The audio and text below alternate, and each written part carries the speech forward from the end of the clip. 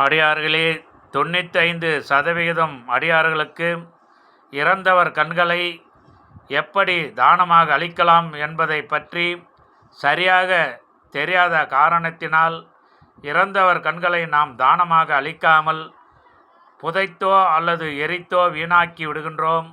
3 வருடத்திற்கு முன்பாக Arani Lions club தலைவர் ஐயன் சந்திரசேகர் ஐயா அவர்கள் எனக்கு அறிமுகம் கிடைத்தது. அப்பொழுதுதான் அவர் எனக்கு கண்தானம் செய்வது எளிது என்பதை புரியும்படியாக சொன்னார்.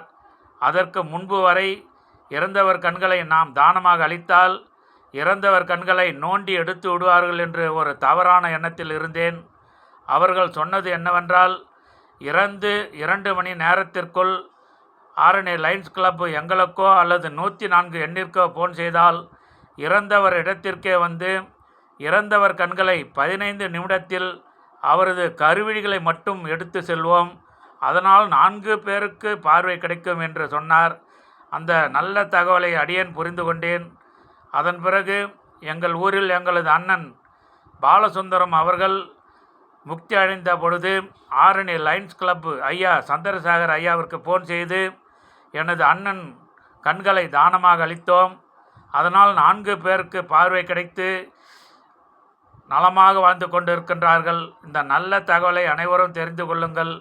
தாங்கள் குடும்பத்திலோ அல்லது யாராவது இறந்துவிட்டால் இறந்தவர் கண்களை தானமாக அளியுங்கள். 15 நிமிடத்தில் இறந்தவர் இடத்திற்கே வந்து கருவிழி மட்டும் எடுத்து செல்வார்கள். பார்வை இல்லாதவர்களுக்கு 4 பேருக்கு பார்வை கிடைக்கும். தயவுசெய்து இறந்தவர் கண்களை வீணாக்காமல் கண்தானம் செய்யுங்கள். நன்றி நன்றி நன்றி. அடியார்களே, ஆரணி அருகில் எங்கள் ஊர் நரியம்பேட்டையில் 2 வருடத்திற்கு முன்பாக எனது அண்ணன் பாலசுந்தரம் அவர்கள் வயோதிகம் காரணமாக இறந்துவிட்டார். இறந்த உடனேயே எங்கள் குடும்பத்தார் அவரது கண்களை தானமாக அளிக்க முடிவு செய்தோம். உடனே ஆரணி லயன்ஸ் கிளப் தலைவர் சந்திரசேகர் ஐயாவிற்கு போன் செய்தோம். அவர் 2 மணி நேரத்தில் எங்கள் ஊருக்கு வந்து இறந்த எனது அண்ணன் கண்களை தானமாக பெற்று சென்றார்கள். அதற்கான சர்டிஃபிகேட் கொடுத்துள்ளார்கள். அதனால் 4 பேருக்கு பார்வை கிடைத்து உலகத்தில் வாழ்ந்து கொண்டிருக்கின்றார்கள். இறந்தவர் கண்களை நாம் கண்தானம் செய்தால் பார்வை இல்லாதவர்களுக்கு கண் பார்வை பெற்று நம்மை போல் அவர்களும் சிறப்பாக வாழ்வார்கள். இந்த பதிவை அனைவருக்கும் பார்வடி செய்யுங்கள்.